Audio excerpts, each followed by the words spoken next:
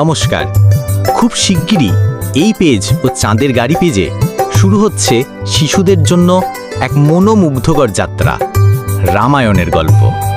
চলো বন্ধুরা, চাঁদের গাড়িতে চড়ে পাড়ি জমাই বহু বছর আগের অযোধ্যা নগরীতে, যেখানে জন্মে নিয়েছিলেন এক সত্যিকারের বীর, শ্রী রামচন্দ্র।